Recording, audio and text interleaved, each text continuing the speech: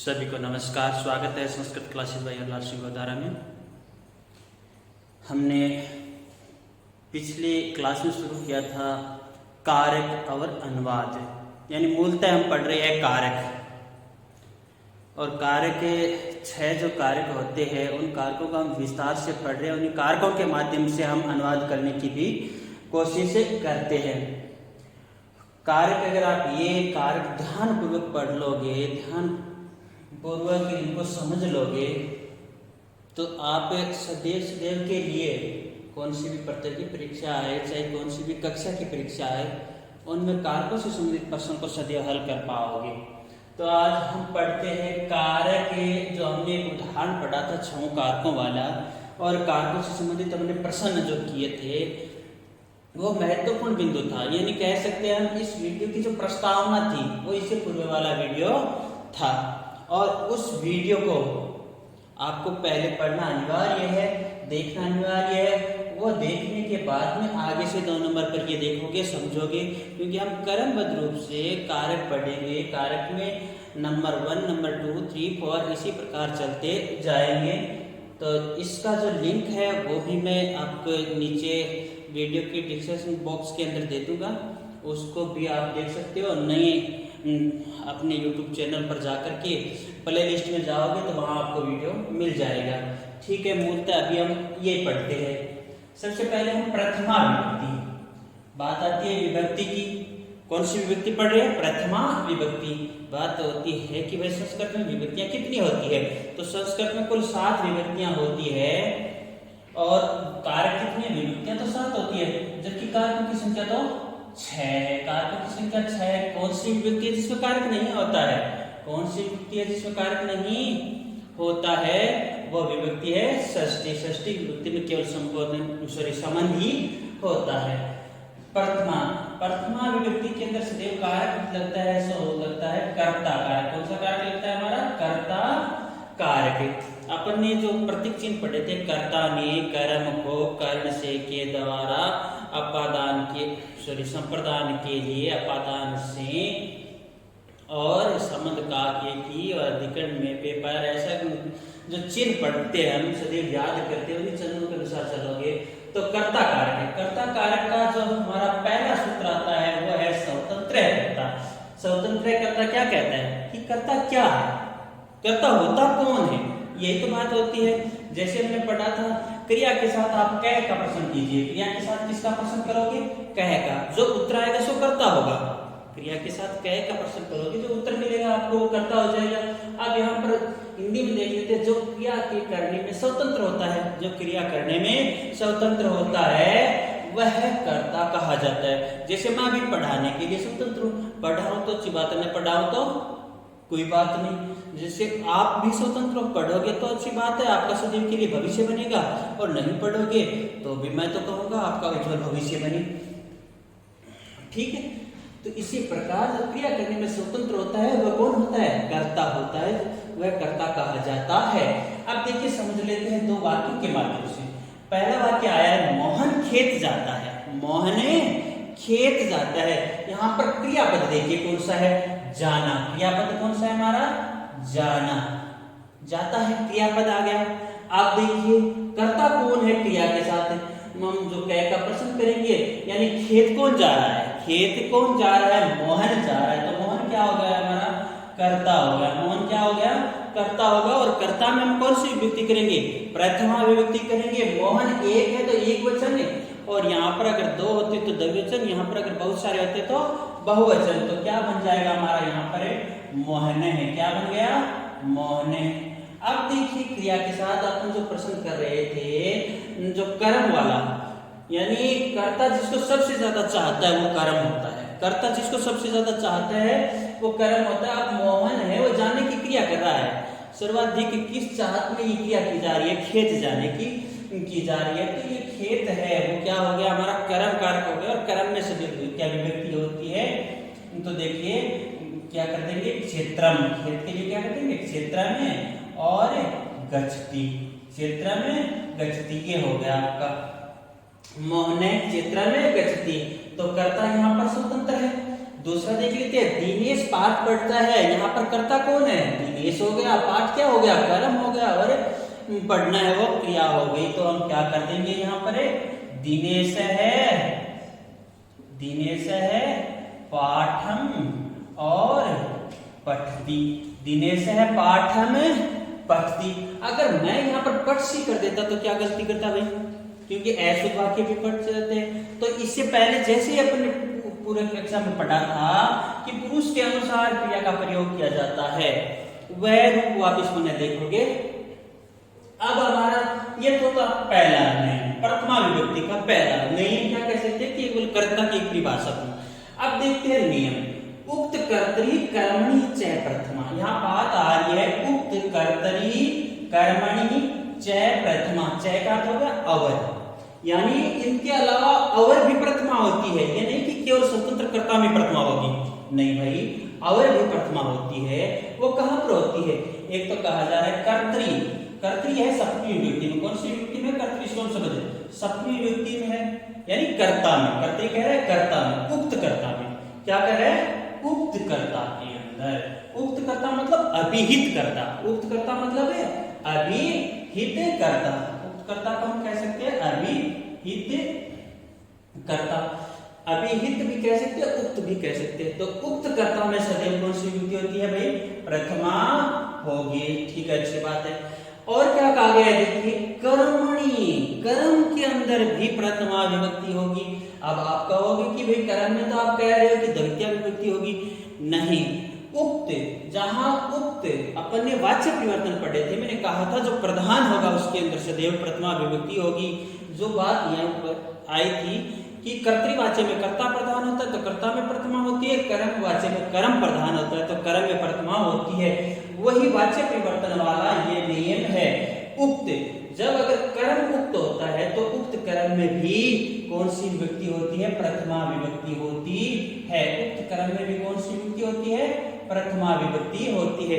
तो यहाँ पर याद रखने वाली विशेष बात क्या रहेगी? यहाँ पर ध्यान रखना। अगर आपसे पूछ ले भाई कि अन्न विहित कर्ता, अनविहित कर्ता में कौन सी विभक्ति होगी?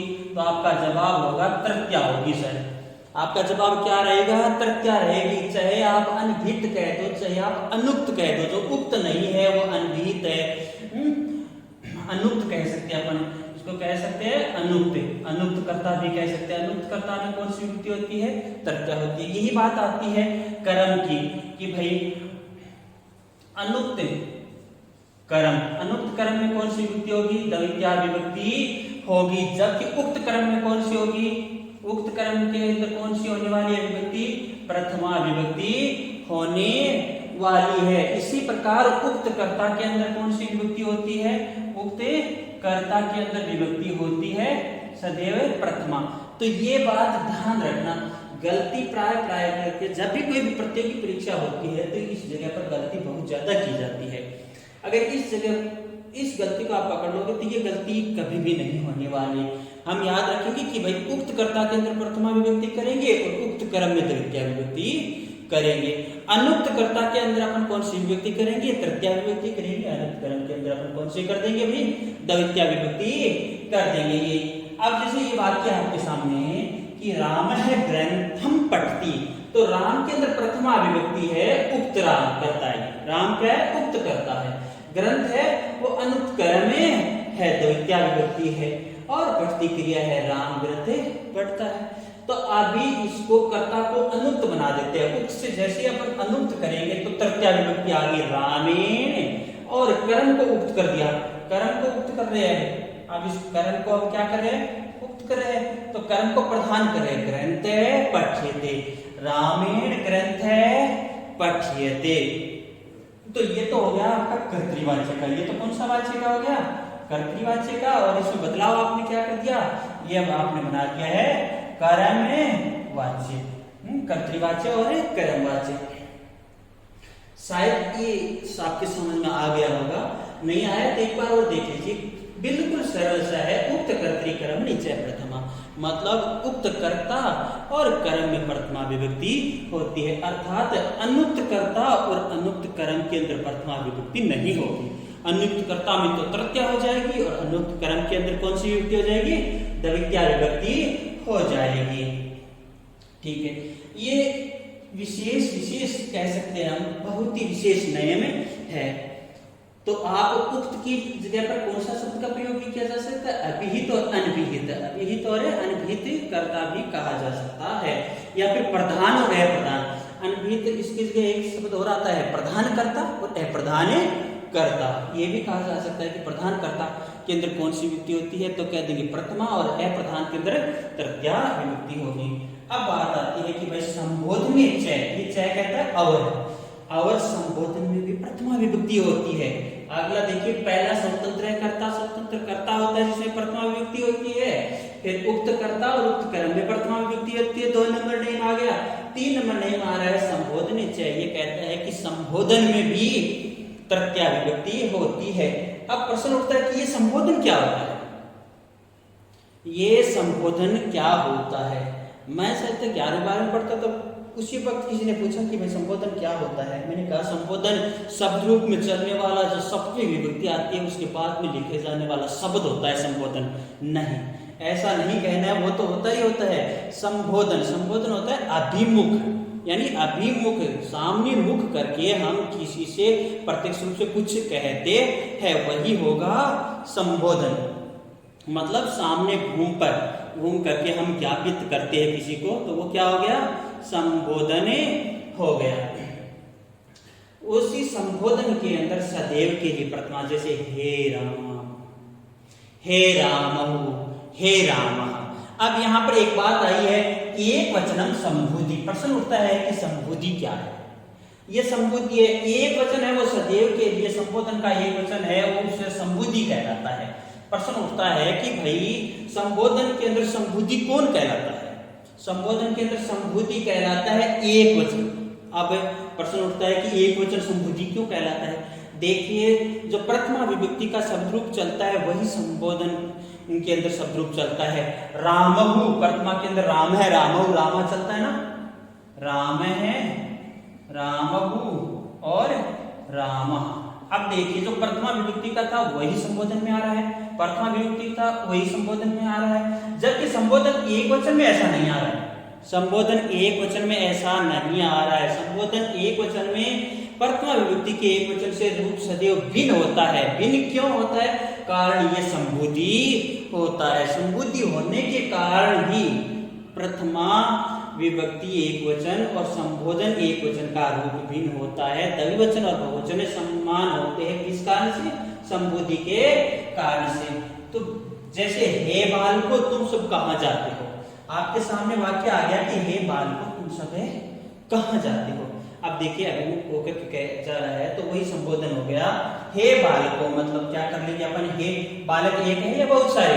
बालक बहुत सारे हैं, तो मतलब कर लेंगे अपन बालका। हे बालका, हे बालका। तुम सब के लिए कौन सा शब्द आता है भाई? यूयम। क्या आता है? यूयम। कहाँ के लिए क्या आ जाएगा? कुत्तर। कहाँ के लिए आ गया? कुत्तर। अब मैंने कर दिया गच्छति, यूयम कुत्र गच्छति, मैंने कर दिया है यूयम कुत्र गच्छति। तो बताइए क्या ये सही है? नहीं है, ये सही नहीं, ये गलत है। ये गलत क्यों है? क्योंकि बात हमने की थी, अगर तत् आता है मतलब वह आता है, मतलब कोई अन्य आता है, तो प्रथम पुरुष आता है। ठीक है, बात आई थी कि अगर तुम से संबंधित कोई चीज आती है मतलब युष्मत शब्द का रूप आता है, तो कौन सा आता है भाई? मध्यम पुरुष आता है। बात आई थी हम से संबंधित मतलब अस्मद से संबंधित कोई रूप आता है तो पुरुष आता है उत्तम पुरुष। और ये यूयम जो बैठा है वो किससे है? युष्मद का रूप है। युष्मद का रूप है, तो यहाँ पर मध्यम पुरुष से आने वाला है। यूयम बहुत सारा है, बहुवचन है, तो हम क्या कर देंगे? मध्यम पुरुष का बहुवचन करेंगे। मध्यम पुरुष के बहुवचन में क्या रूप बन जाता है? गच्छेथेर। क्या आगे विसर्ग लगेगी? विसर्ग नहीं लगेगी। द्विवचन में विसर्ग लगती है, जबकि बहुवचन में विसर्ग नहीं लगती। अब प्रश्नवाचक है चिन्ह आ गया, तो ये बन गया हमारा संबोधन। अब एक ऐसा युक्त कर्तृकर्मणि च, बात आई थी युक्त कर्तृकर्मणि च प्रथमा, उसी प्रकार बहुत ही महत्वपूर्ण सूत्र आ रहा है लघु सिद्धांत कौमुदी के अंदर, ये विशेष पढ़ा जाने वाला है। प्रातिपदिकार्थ लिंग प्रमाण वचन मात्रे प्रथमा। और कहां कहां प्रथमा होती है इन तीनों के अलावा? प्रातिपदिकार्थ लिंग प्रमाण वचन मात्रे और प्रथमा, इनके अंदर भी प्रथमा विभक्ति होती है। अब हमें दिक्कत ये आती है कि ये भाई प्रातिपदिकार्थ क्या है? प्रातिपदिकार्थ क्या है? यानी से ऐसे शब्द जिनकी सत्ता सुनिश्चित हो, ऐसे शब्द जिनकी सत्ता सुनिश्चित हो। कहने का तात्पर्य ऐसे शब्द जिनका लिंग है वो सुनिश्चित हो, उन्हें हम प्रातिपदिकार्थ कहते हैं। ऐसे शब्द जिनका लिंग सुनिश्चित हो, ऐसे शब्द जिनकी सत्ता सुनिश्चित हो, उन्हें हमें क्या कहेंगे? प्रातिपदिकार्थ कहेंगे। जैसे उदाहरणार्थ शब्द आ गया कृष्ण है, कहते तुरंत समझ आता है कि ये तो पुल्लिंग है, निश्चित है ये पुल्लिंग है।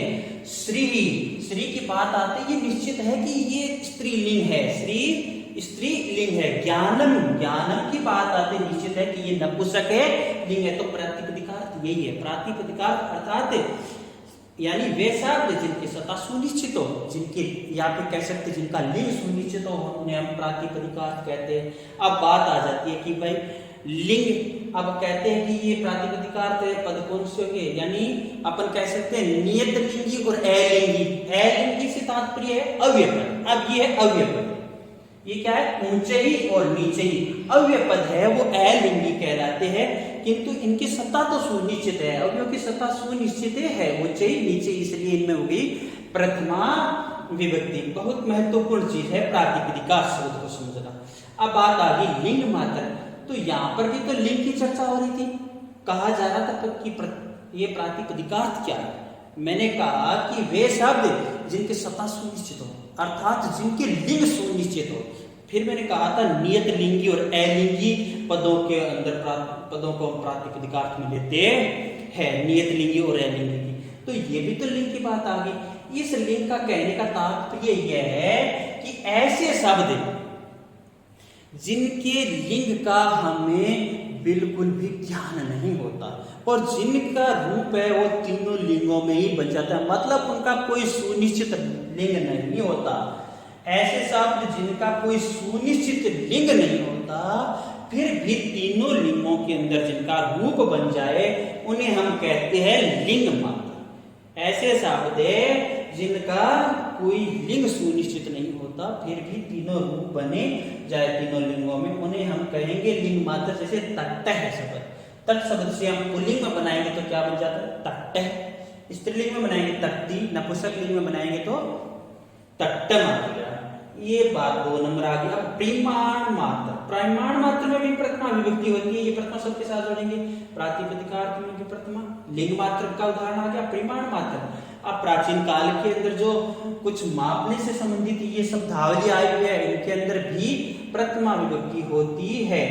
द्रोणों, ब्रीहि, खारी और आडकम। मतलब एक तो ये कही जा रही है कि बाल्टी के माप के बराबर चावल, यानी 16 बाल्टी के माप के बराबर। कोई बाल्टी के जो नापने की प्राचीन काल में होती, उसको खारी कहते थे। आडकम यानी एक बाल्टी का जो चौथा हिस्सा होता है माप का, उसको कहेंगे हमें आडकम।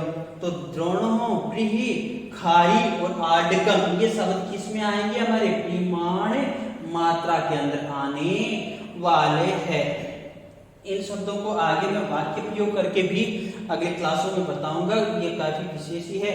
वचन मात्र, वचन मात्र के अंदर भी प्रथमा विभक्ति होती है। जैसे एक शब्द एक है प्रथमा के अंदर बन गया, दवहु प्रथमा द्विवचन में बन गया, त्रयः बहुवचन में बन गया, तीनों प्रथमा के, बहवः बहुवचन में बन गया। तो जो संख्यावाची शब्द है वो भी प्रथमा विभक्ति में आते हैं। अब ये तो हमारी थी मूल प्रथमा विभक्ति की बात हो रही थी, और मैंने आपको कई बार कक्षा में भी बताया है कि भाई विभक्ति 2 प्रकार की होती है। विभक्ति 2 प्रकार की होती है, एक तो मूल विभक्ति और एक होती है उपपद विभक्ति। एक तो होती है मूल विभक्ति और एक क्या होती है? उपपद विभक्ति मतलब पदों को देख करके विभक्ति का प्रयोग करना। उपपद विभक्ति मतलब है पदों को देख करके विभक्ति का प्रयोग करना। तो यहाँ पर ये उपपद प्रथमा विभक्ति होने वाली है, उपपद प्रथमा विभक्ति होने वाली है। वैसे मूल तो यहाँ पर ये आ रही है, विभक्ति दो प्रकार की हो रही है। तो ये बहुत ही महत्वपूर्ण गलती करने वाली बात यहीं से उठती है कि इति शब्द के योग में कौन सी विभक्ति होती है? प्रथमा विभक्ति होती है। इति शब्द के योग में कौन सी विभक्ति होती है? प्रथमा विभक्ति होती है। और ये कौन सी विभक्ति होती है? उपपद विभक्ति होती है। जैसे हम सब इस जयंते ऐसे नाम वाले को जानते हैं। तो यहाँ पर देखिए ये इति पद आया है, इति के योग में यहाँ पर जयंते के अंदर प्रथमा विभक्ति हो रही है। अगर यहाँ पर मैं जयंतम कर देता तो गलत हो जाता। गलत क्यों होता? क्योंकि इति पद के योग में यहाँ पर सदैव प्रथमा विभक्ति होती है। तो वयम इमं जयंते इति नामना जानी में, वयम के कारण यहाँ पर हमारा उत्तम पुरुष आ रहा है। उत्तम पुरुष बहुवचन का रूप हो गया ना जानी में, और ये रूप किसको दे करके कर रहे हैं अपन? इसी वयम को दे करके कर रहे हैं। वयम इमं जयंते इति नामना जानी में है।